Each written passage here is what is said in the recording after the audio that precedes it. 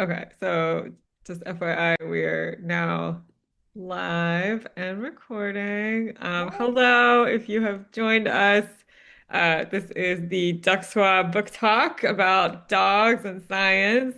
We'll just give everybody just a couple more minutes to join. Feel free to use the chat. Let's see, I'm gonna open it up to everyone. If you'd like to use the chat to tell us where you're dialing in from, please go ahead.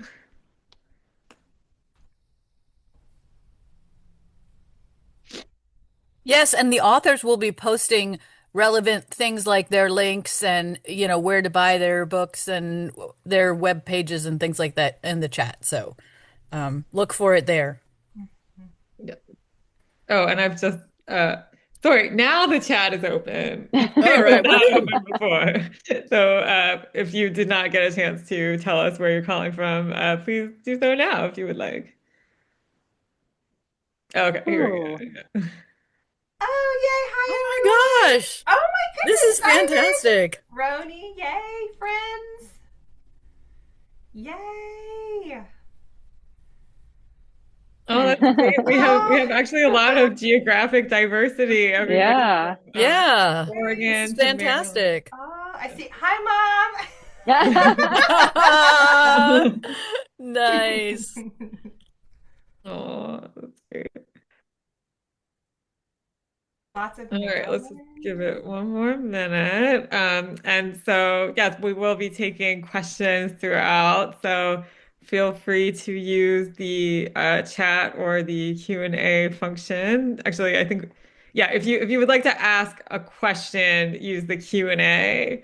But feel free to use the chat for other things. And our panelists will be putting in links to their websites and to their books for you to order if you would like. All right, well, you know what? Let's go ahead and get started. So, hello, everybody. My name is Liz Landau. I am the president of the DC Science Writers Association. We are a nonprofit headquartered in DC. We are a community of science writers, communicators, filmmakers, storytellers. Anybody who considers themselves communicating science in any way is free to join Duckswa. I will put a link in the chat. And we are having our holiday party on Friday. It's our big event of the year. So if you are available, please register for that.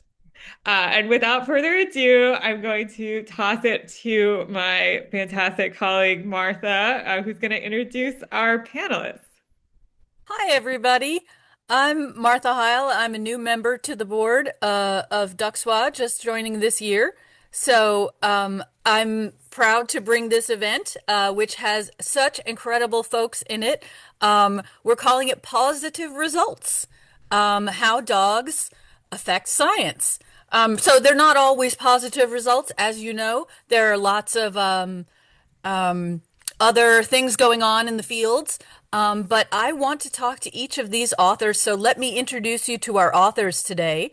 We have Lindsay Bones Cordero, who's a picture book author, illustrator, Air Force veteran, and adventurer at heart.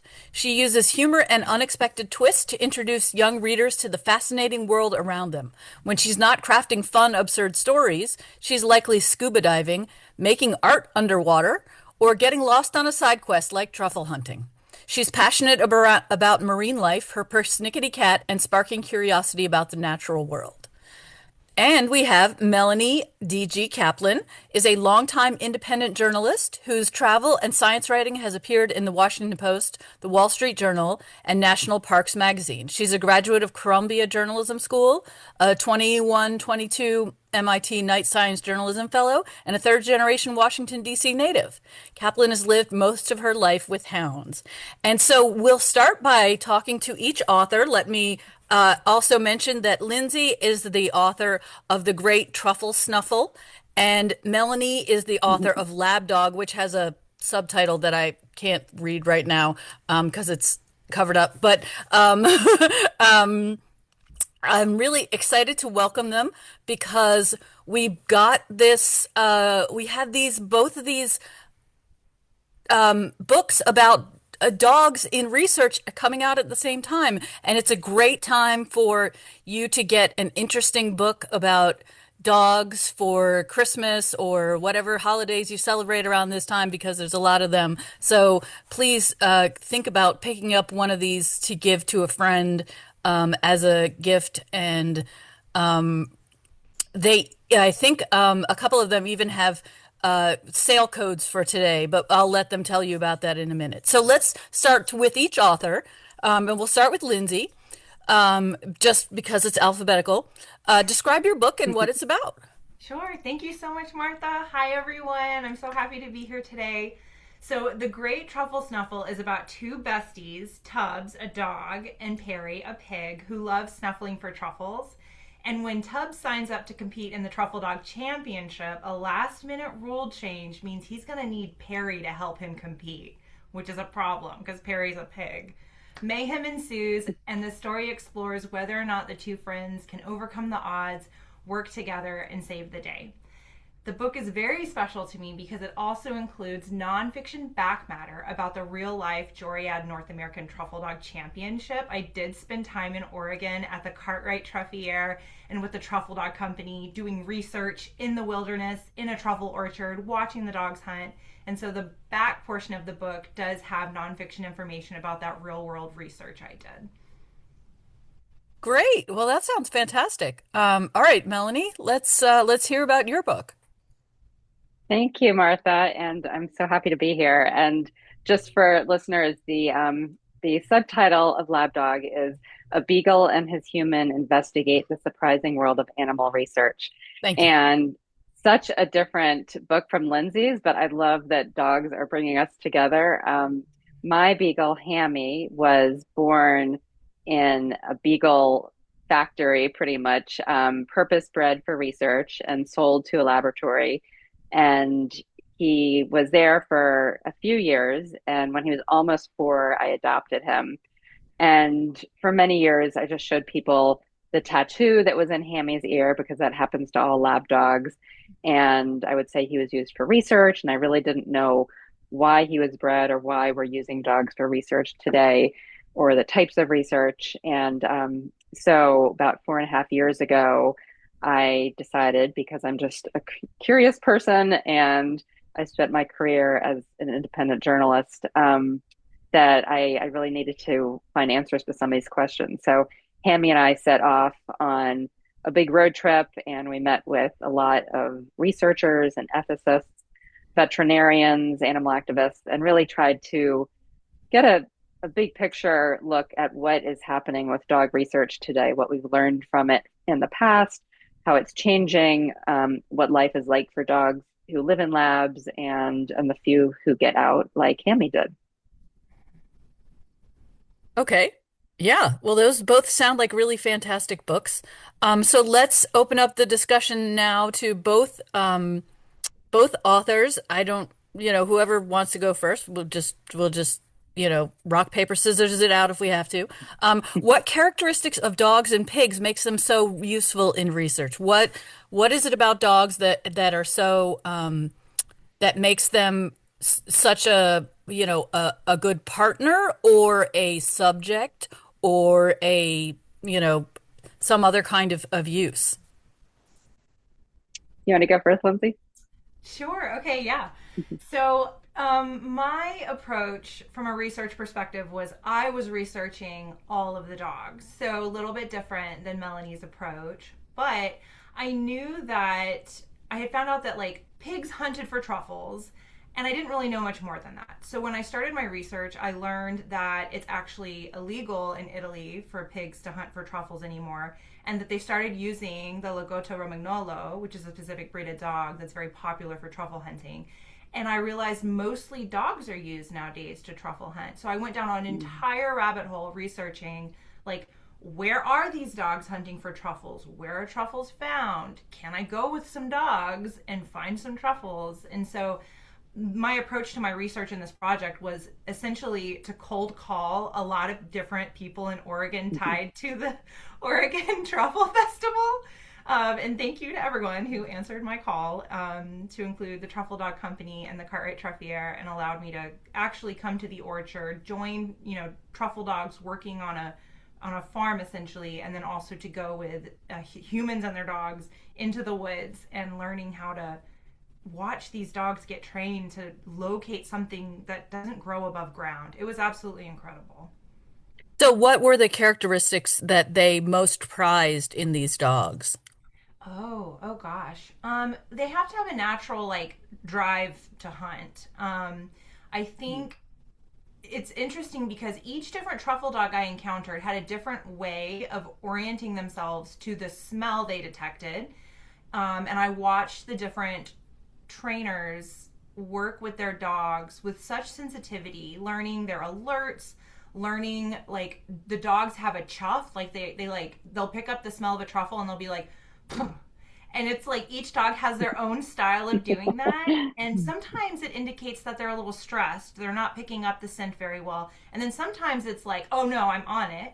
And then even down to where like they place their paws. Like I know this one amazing dog I met named Harry, a Springer Spaniel, will place both paws on the ground of a spot that they found the truffle, and the truffle will be between their paws, like just a few inches down in the earth. And so, seeing how that dialogue occurs between the trainer and the dog is absolutely incredible because it's all nonverbal. The dog's working the scents, the trainer's watching the way the wind is changing. Is there a lot of ferns around that's causing scent to pool? How do we keep the dog motivated? It's all play rather than work. And so it was just so much fun. It's like treasure hunting with dogs. That's great. All right, Melanie, how what kinds of things did you find out about dogs and how they're used in research? So, it's not so much that the characteristics of these dogs make them good for research in terms of their skills or anything, because of course they're not choosing this. It's not an extracurricular activity. These dogs have been bred for a long time to be used in biomedical research and drug testing, and really back to the 1600s because there were street dogs, and sometimes the scientists had dogs in their own home that they experimented on because they were trying to understand the human body. And people ask me, well, why are beagles used? Why are they the predominant breed? And it's because, they're docile and friendly and they tend to be compliant. And in terms of housing them and feeding them, it's not as expensive as, say, having a Great Dane in the lab. And, they're just really easy to manipulate in the way that a researcher might need to. But it's also because we had a lot of beagle kennels, generations ago, because beagles were used for a sport called beagling. So they were hunting for rabbits, and we had all these kennels set up. And so when the drug companies began testing on a rodent and a non-rodent species, which was usually the dog, they had the infrastructure set up to use these beagles that were already being bred. And so now it's the vast majority of dogs that are used. And most of what I write about in the book is research on dogs that live in labs in confined spaces. But I also write about research that happens with pet dogs. There's there's a whole database of clinical trials that you could sign your pet up for. And, in that case, you would want your pet to be one that doesn't freak out or get really nervous going to the vet because it probably means multiple trips to go get treatment. But we can really learn a lot from those, even if it can't help that individual pet. Could help future generations of dogs. It could help humans. And, I see that as a very kinder, gentler way of using dogs for research because they get to go home at night. They're not in a lab. They actually have a life and have people that love them and spoil them and have their best interest in mind. All right, you alluded to it a little bit, Melanie, talking about drug testing. What's the dark side of the profession? What are some of the problems, and how did it inform your book? What you learned. There's so many ways I could answer that question.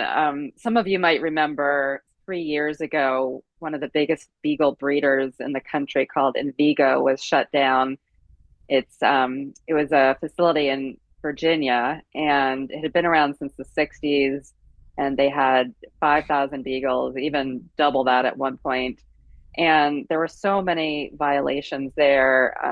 The food was contaminated, dogs were getting in fights and being injured, and sometimes they were euthanized, even if it was a minor injury. They didn't have enough staffing, dogs weren't getting medical care. And so 4,000 of these beagles ended up being adopted out across the country. So the whole place shut down. That's not unusual when you've got industrial type breeding like this. And obviously, they're not getting individual attention. Um, and there's only two more big beagle breeders left in the country. One is going to likely be shutting down next year. So, we're having fewer and fewer of these beagles bred. And, when we look at what happened with Envigo, it's awful. But, I think what surprised me the most and kind of what felt really dark to me is not the worst things that were out there. It was just the everyday things because, when I adopted Hammy, for example, there were 70,000 dogs in labs. And today there are 40,000. So that's fewer. But every single one of those dogs is living in confinement, and most of them don't make it out. They wake up every morning, and it's just the little things. It's like being afraid before a procedure or not having new smells to sniff. And, Lindsay, to your point of your book, I mean, dogs sniff. They like the outdoors. They need to have new stimulation all the time. And so I think I was just surprised at how these dogs just live their life every day there. Mhm. And that just made me really sad. Okay, Lindsay, how would you answer that question? What's the dark side of the truffle hunting profession, and how did it inform your book? Yeah, so I stayed away from it with my book because it's a picture book. In my research, I learned that like there is a black market for truffles. So truffles are, some of the most expensive food items. I think the most expensive truffle ever sold was like $300,000, which is a lot. But like the mafia is like involved in like the truffle trade in Europe, and so there's just like just kind of there's a black market for truffles. I think the darker side on like the truffle hound side was just when I did my research, and I will fully admit I did not go to Europe to truffle hunt at all. I stayed in the United States and I went, Virginia Truffle Company in Virginia, and then I went to Oregon to the Cartwright Truffier, and around the Oregon area. So my experience was just dealing with truffle dogs and their trainers in the United States. But it did seem like in Europe there is like some of the truffle dogs are targeted, and unfortunately, um, some are found not alive because of like different competition between people. And I just stayed away from that. I was like, I don't want that kind of negativity. And then when I started participating in truffle hunting in the United States, it was such an inclusive community. Everyone was so passionate about, dog training and mycology and like sharing, here's how we do it. And it was just such a warm and welcoming environment. Like that was what I wanted to channel into my picture book. That was the tone I wanted. Like the biggest thing I think I learned was like any dog can hunt for truffles.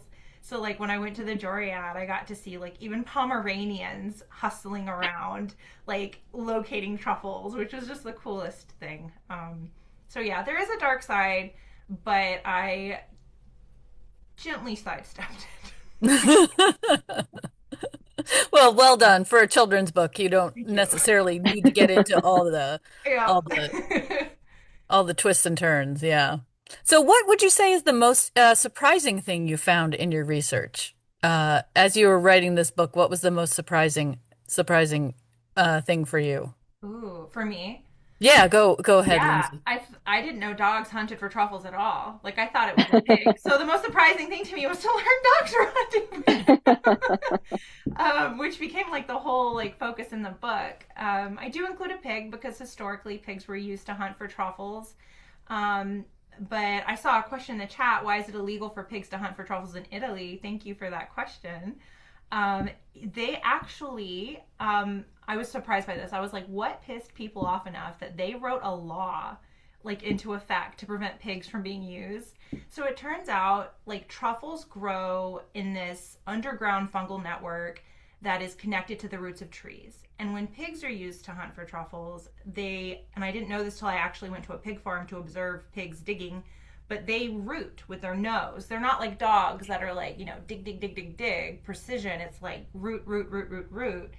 And that disrupts the mycelial network, which is like threads connecting the truffle to the roots of the trees in this wider fungal network.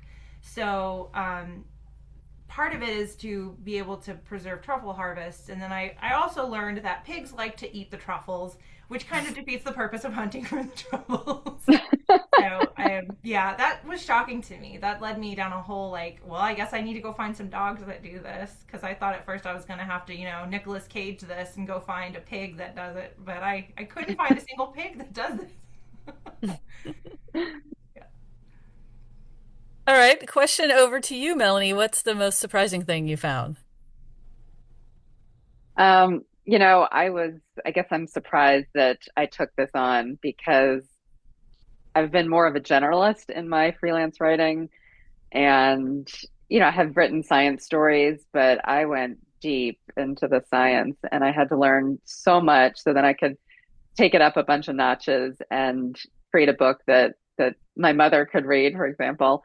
And also some of this is hard to read. It was hard to research, but I made it through because Hammy was with me and he inspired me to do this. And when the going got tough, he would just be there, and I realized I had to tell the story. I didn't feel like I had a choice. Um, Another thing that really surprised me, other than the entire project, is that the drug statistics are shocking. It's 9 out of 10 drugs that are successful in animal studies end up failing in human trials because they're either toxic or they're not effective. And, there's a big shift with this administration in particular to moving away from animal research and moving towards some of these non-animal methods of testing. And it's really exciting. I mean, it won't happen overnight, but we certainly can do better in terms of less harm to animals and using more human relevant methods of testing in the future. All right. So both of you are clearly dog lovers, although I think neither of you has a dog right now. What has this taught you about interacting with your pets? Like, what is the process of researching your book or what you found in your book? Did any of the specific details? So we'll start with Melanie. I've had dogs my whole life. I've lived with dogs, and I think it was really with Hammy and just spending so much time with him and understanding his past and trying to think about the animals that are in labs that I really had a better understanding that, every animal out there has a personality and likes and dislikes and fears. And and they're not all the same. They're their own beings. And so I really came to appreciate that more, I think. And, some dogs will come out of the lab. Like Hammy came out with a group. And, even the day they came out, they were acting differently. I mean, one was a lot friendlier and one kind of wanted to be by himself. And so, I think I just have a better appreciation of each of them as individuals. Nice. Okay. Lindsay, what do you think about that? Yeah, I'll definitely second that. I think one of my biggest takeaways was just that like these dogs are not like just pets. These not dogs are not just working dogs. Like these dogs are family, and they have incredible bonds with their humans. And I I think I mentioned like Perry earlier. Perry actually is in the nonfiction back matter of my book, Alerting. Like seeing the individuality of Perry and the way Perry hunted, as opposed to like Katie the dog and like Harvey the happy who won the Joriad that year. Like it hit me during the Joriad North American Truffle Dog Championship while I'm watching like Boba the Pomeranian leap in and out of like buckets of dirt. I'm like, all the characters in my story need to be based on real dogs. And so all of the art that I made for the book followed that rule. So every single dog drawn in my book is either based on a dog that I met at the Joriad or a dog that is a member of my own family. So like my brother's dog, Sally Mae, she's the referee. And like I have thousands of photos of all these dogs like that I use to craft their personalities in the book. I made like character backstory sheets for these dogs. Like I wanted to really and honestly represent the individuality of them as their like own people, if you will. Like every single one of them was so incredible to just meet and like get to know. So yeah, I was yeah, every dog I'm like based on a real one. That's fantastic. Well, this has been really great. Let's see if we have any, do we have any comments in the chat or in the Q&A that we need to, I haven't been able to keep up with that. Um, well, I encourage the authors to drop Oh yeah. their book information in the chat so that people can see it. Does anybody have questions? Can we kick these authors off with more questions from the audience or? Okay, Liz has a question. Can you both Mhm. tell us about your backgrounds? Do you have experience in science or are you primary storytellers first? Oh. You first, Melanie. Okay. I have been storytelling probably since I was four. And I got into freelancing really just because I didn't want to work in an office, and so I've covered everything under the moon. The science is definitely newer for me, but I've written about a lot of other areas of science. Before the pandemic, I was doing quite a bit of travel writing with Hammy, and we had set off on road trips, and I was able to really work that into the book in a nice way. But since then, I really have just been only working on the book and this topic, and I'm enjoying it.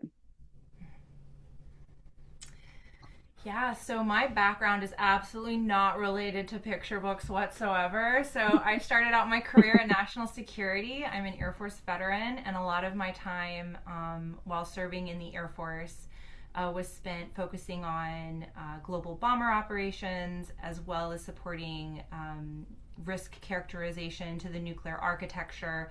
And then I served for several years as a legislative liaison to Congress. So lots of research actually inherent to all of those different roles I served in.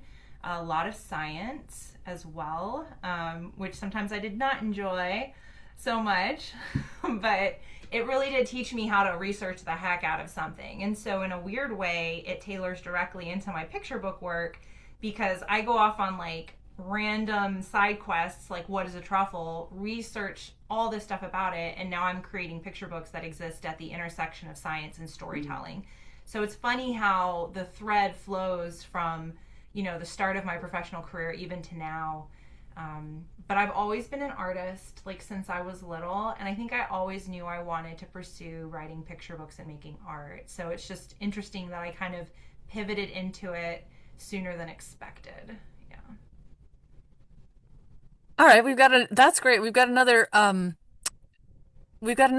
thing in the chat, but I just want to ask you real fast since you were talking about each of the dogs being an individual.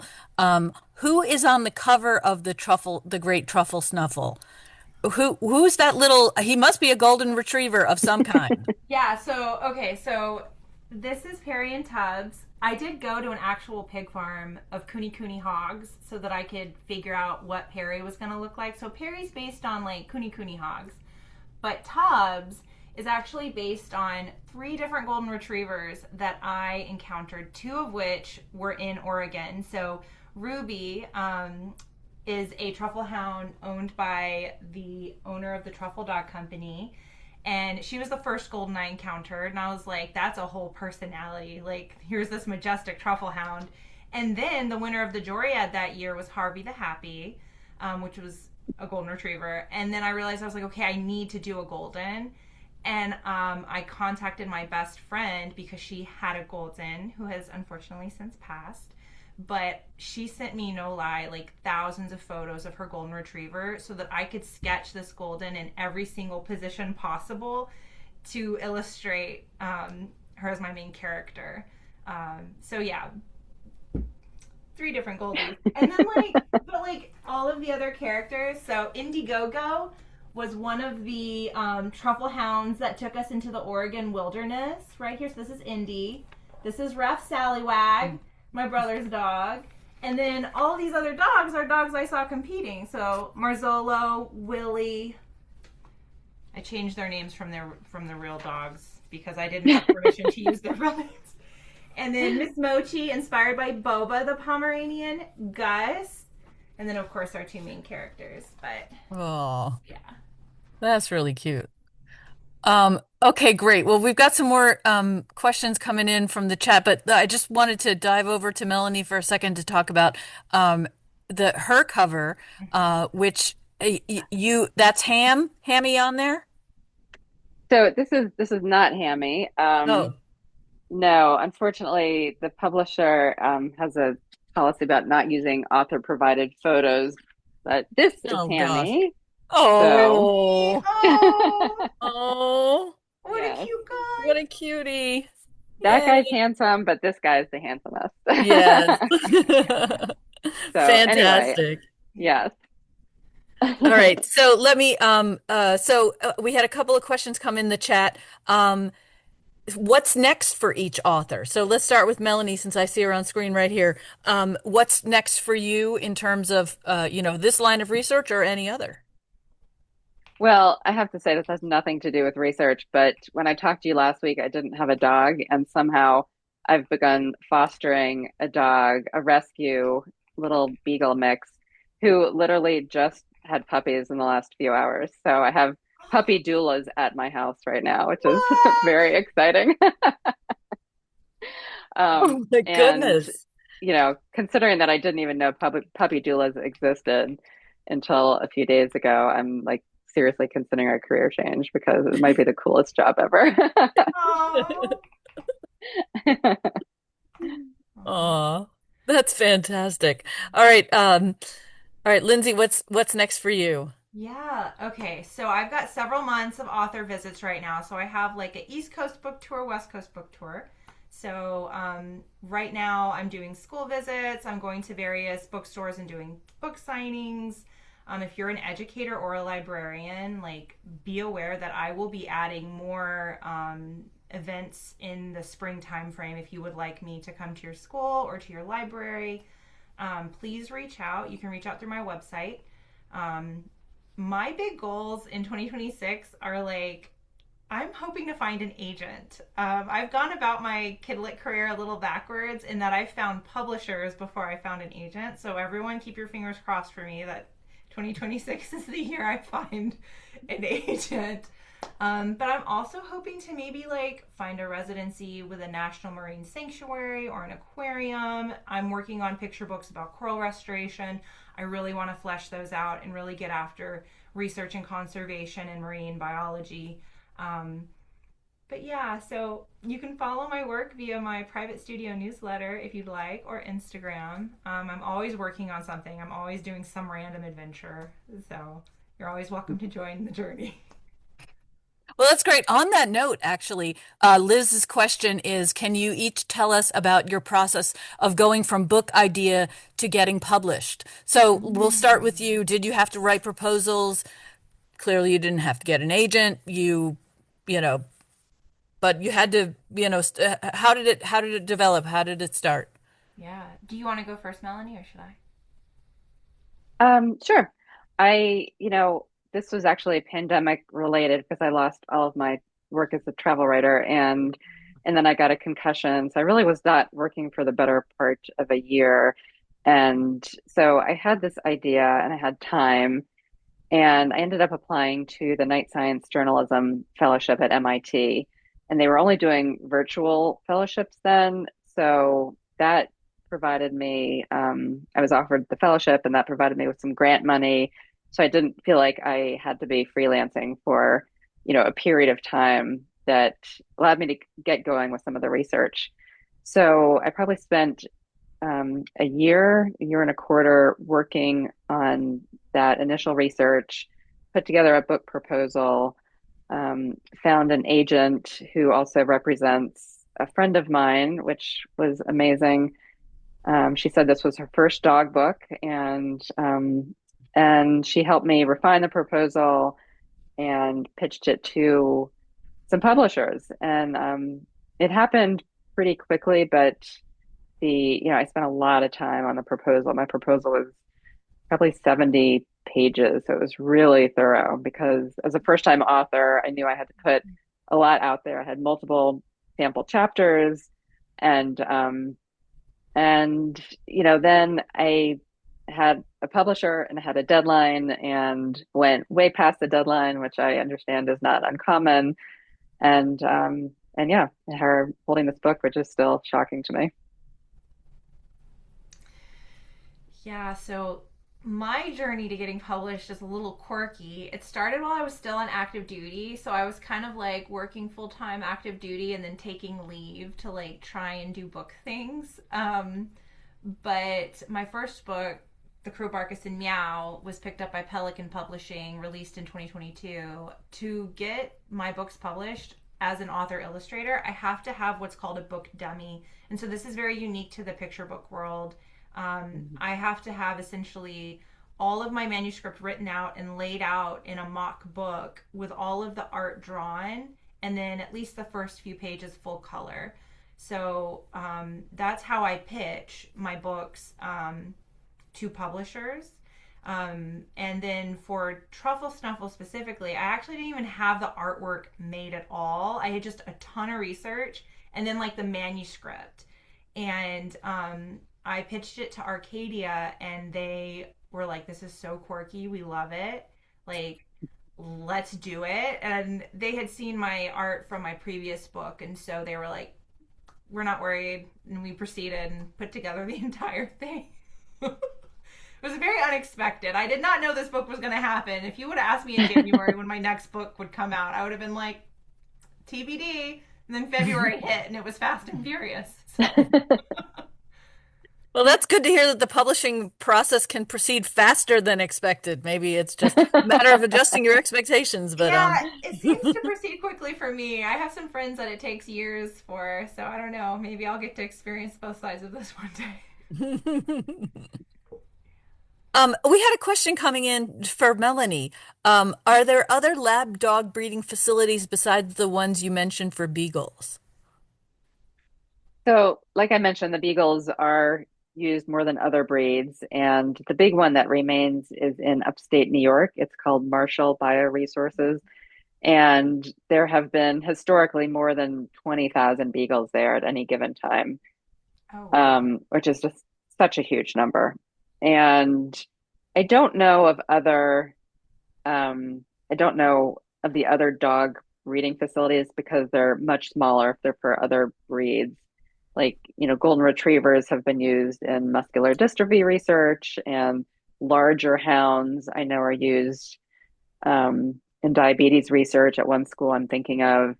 So there definitely are other breeds used, but it's really mostly the beagles. Wow. Okay. Okay. Yeah.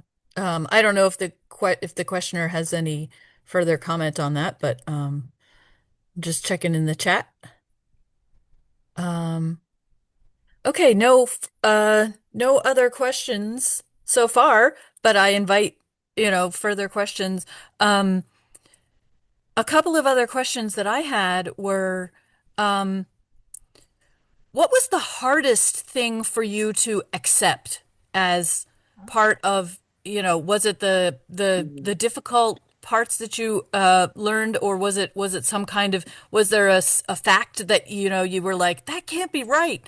So I have to iron that out. Was there some kind of nugget that you were troubled by in your research?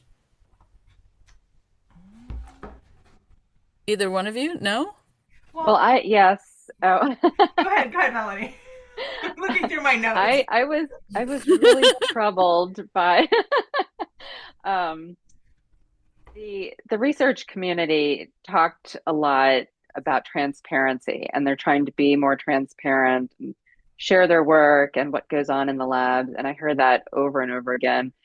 And yet, I had a really hard time interviewing as many researchers as I wanted to. There were a lot of emails that went out that I never got responses to, and the one of the big associations in the research community, the National Association for Biomedical Research. For years, I tried to reach them. I tried to reach the person who leads it, and I just never heard back. And so for me, I was going from travel writing where everybody wants to talk to you to really trying to cover an industry or dig into an industry where there's just an inherent distrust and belief that the information is going to be misused or end up in the hands of animal activists. And so I really had a hard time accepting that because I approached each of these people saying, look, it's really important to me to tell both sides of the story, and we need to get a full picture of this. I'm not going to get it just by talking to one side. I mean, this is not a book written by an animal activist. And that was really my point in doing this as a very different type of book. I'm a journalist and I wanted to hear everybody's stories, but one side was just really hard to reach. Okay. Lindsay, did you have a thought on what was the hardest thing to accept or the, you know, Yeah. Well, biggest? okay. So Okay. yeah, here's my book. And so one of the things that it wasn't in the research that it was hard to accept anything particularly, other than like there's a lot of ambiguity still as to what exactly a truffle is. And in a lot of my research, I came across like scientific articles that say like truffle is a type of mushroom or truffle is not. And I spoke to all of the people currently living the truffle life of, growing them in the orchards or setting the conditions in the orchard so that perhaps they will grow.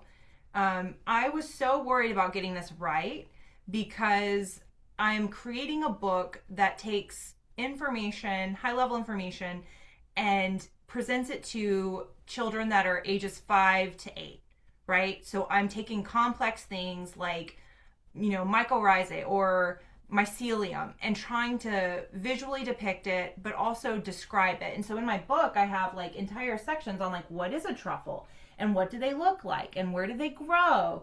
And like the number of times I passed through this with my editor and we agonized and went back and forth. And like I have, you know, interviews with the people I spoke with about, the areas of truffle science that are still not clearly defined. And really what I kind of came to the conclusion of is hopefully a lot of the kids that read the story, maybe they're going to be the future mycologists that answer some of these questions. And so I just had to be very like willing to be vulnerable as an author and say, I don't know the answer to this. A lot of people don't, but like maybe one day you will. Maybe you'll be the one to find the answer. And that's science. There's a lot of stuff we just don't know. And that's the joy in pursuing it. So, yeah, I'm a bit of a perfectionist. I'm a little meticulous. And being accepting of the ambiguity and how do I bring high level concepts to the level of children was humbling. All right. Well, that's a wonderful confession. So good to hear. And you have a friend who says, "Do you think having Oh, ex to explain complex topics to pilots helped you with that?" okay. I think it did, That's y'all. Roni. Okay. Thank you, Roni, for that question. Yeah, y'all. In my past life, I had to teach like electronic warfare, And because I'm an artist and I had some airmen and some pilots that were like, wait, what is this thing? I was like, I'll draw it for you. And so I drew like a plane, like a fighter plane, and another plane, and I drew rainbows going between the two. And I got some strange looks from people, but I was like, follow me in this analogy. And it was like every color of the rainbow translated to a different portion of the electromagnetic spectrum. So I was always challenged in the military to be able to bring very complex topics to an audience that might not have any familiarity with them. So I would say yes, Rody. I think explaining things to pilots definitely helped because if I didn't do it well, they'd be upset. And they probably wouldn't be afraid to tell you so, it sounds No, like. they call you out in front of everyone. Yeah, it's really develop some thick skin when you work in a bomb squadron. Oh, speaking of thick skin, we have a question in the chat that says, authors today have to put so much effort into marketing. What are your biggest takeaways on getting your books out into the world? Yeah, I have Social thoughts on this. media, events. Yeah. How do you do it? What's going on with, I mean, I've heard a couple of things that, you guys both have websites, Hmm. obviously your publishers also have their marketing efforts, but Hmm. most of it falls on you, right? So how do you do that? Yeah, I can go first, Melanie, if you don't. Yeah. So first of all, I'd like to thank Arcadia and my publicist Megan because they're absolutely amazing and they've helped me open doors to various bookstores and like just all kinds of opportunities. So like thank you to them. But a lot of pressure is put on authors to kind of develop that author persona and to market your own work. And I think it's really easy in today's day and age to think like, oh, well, now I have to go viral on social media and oh, I have to be present at all the things. And I am here to tell you that is not the case, or it doesn't have to be the case. My approach is much more personalized. I use my social media kind of as like a, hey, I'm doing things. It's like the billboard of my business, but my studio newsletter is where I cultivate my community. And so I have amazing people that have joined my studio newsletter over the years, and like a lot of my opportunities come through there. And I think personally for me, I like those one-on-one connections. I think if I went viral, I would quit everything tomorrow because that's just too many people and too much attention and too much noise. Like these kind of opportunities to speak to people in smaller settings are what I really enjoy and thrive in. So I think most of my effort is in marketing that's much more limited in scope rather than like large. Okay, interesting. Interesting. Find your niche and exploit it, right? Mm-hmm. Yeah. Okay. Melanie, what about you? I love that. And I totally agree that a personal newsletter has really helped me. I've had mine for almost a decade. And, it's just a place where I share projects that I've been working on. And so it's been nice building that up for the book. But, I've made that just a quarterly newsletter. So it doesn't come out all the time. I've had to do quite a bit of social media. But as Lindsay said, it's also, the personal side of it for me is just reaching out to friends in different cities and, basically thinking about events in terms of what friends can come and what friends can ask other friends to come. And so, my our publicists at Field Press have been amazing. They lined up many podcasts for me and some freelance assignments, and they really focus more on the traditional media. I'm doing all of the event organization myself. It's a lot of work, but I would say if I had to give any advice, it's never too early to start thinking about that.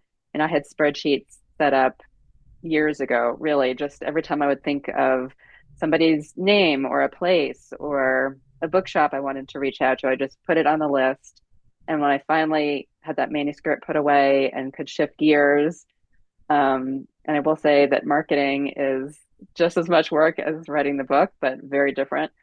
Then I could go back to these spreadsheets and reach out to people. Someone said, your first book, you can just ask favors of anyone. And I have done that. And I've had really good returns from that because people want to help you, people want to support you. And, I would just say start making those lists and figure out, who's going to give that support and help you get the word out. Yeah, I would never underestimate the power of a single individual to make a difference in another person's life. Like, I know one of my best friends is the reason I got my first school visit several years ago because she had a child at the school. She went to the media specialist and was like, y'all should really consider bringing her in. And then I was invited. Like, that door wouldn't have opened for me otherwise. So it's amazing, like, what people can do. All right, we have some other questions coming in from the chat. Pam asks, what do you think readers might not know about the book just from reading it? Ooh. Probably how much thought went into the art. Yeah. Making picture books is a beast. Like, Yeah, it sounds like a whole, because it sounds like you have to have a lot ready to go. yeah, you do. Like, even when I visited the Cartwright Truffier, I mean, I was taking notes as to and it's winter time, right? When you're truffle hunting. So, like, the color palette of the book is based on what I saw when I was visiting Oregon. I was like, I have to be true to the setting. I can't just make up crazy. I mean, I love me some crazy colors. My first book is like a neon explosion, but it's also about Mardi Gras, so that makes sense. Um, for anyone unfamiliar, Mardi Gras is a celebration that occurs in the Gulf region and in Louisiana. It's a lot of loud music and fun and revelry. But truffle hunting is a little bit more grounded in the earth, so I had to dial that back. Yeah, I think the amount of work that goes into making art for picture books is, I think, taken maybe a little bit for granted in the world of AI and Mm. not to shoot down AI necessarily. I'm sure artists will be doing amazing things with it, but yeah, I wanted to create something that felt very like rooted in reality. Okay. So, Melanie, how would you answer that question? What do you think readers might not know about the book just from reading it? I was very careful about weaving Hammy's story through the book, and it really is a love story between us. And for my own, I think for my own mental health and also very much with the reader in mind, and balancing the difficult parts with the lighter, funnier parts and the loving parts with Hammy. But I think a reader might not know how I was really careful not to include, like, what I didn't include is just as important as what I did include, because some books about animal research, I mean, you can imagine it would just be like one awful thing after another. And I didn't want this to be that kind of book. So, I really had to do a lot of filtering and weighing and thinking about, okay, what's the reader experience going to be, and really what's important. Sometimes there's just a suggestion of something that happens in a lab. I don't need to go into all the details. So, I put a lot of thought into that.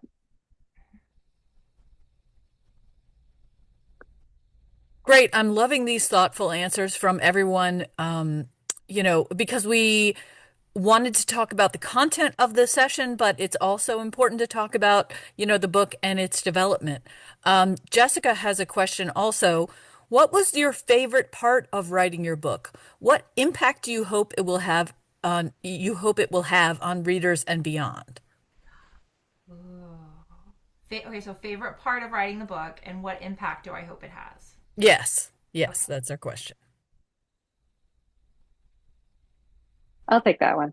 Yeah. Um, it's easy because my favorite parts were definitely writing about Hammy. I mean, that those parts just like build out, and the writing was very easy, and it was just so enjoyable. There were never times where I was like, how am I going to word this? It just felt like these are stories that were meant to be told. And my dream is for Lab Dog to really become part of the conversation about dog research and animal research. And I would love to have it reach a really wide variety of audiences. I'd love if scientists read it and lawmakers and animal activists and because part of what's not happening enough now is that people from the different sides of this issue are not coming together enough to talk about how do we move forward. So that would be my dream. I think my favorite, I don't think I realized this until I did an author event at People's Book in Tacoma Park a week ago. But when I was reading the book, I got to the part, and this is a spoiler alert for everyone in the audience. I'm so sorry. Perry does get discovered that he's not a dog. So on this page it says, "Stop your dig. You, sir, are a pig." And all the kids in the audience, like, were like, oh, like bust out laughing, and like Perry's been found out, and they're laughing at all the dogs, and so I think that's like my favorite moments from picture books come actually after you created them and you're reading them to your audience, all these children, and you see the reaction, the story's coming alive for them in a way that may be different than the way you created it or in the way it came alive for you. And there's such magic in a picture book because of that. So like when I think about what I hope readers take from it, I hope they take like joy and laughter. I hope they find it really funny, because I love to try and write with humor.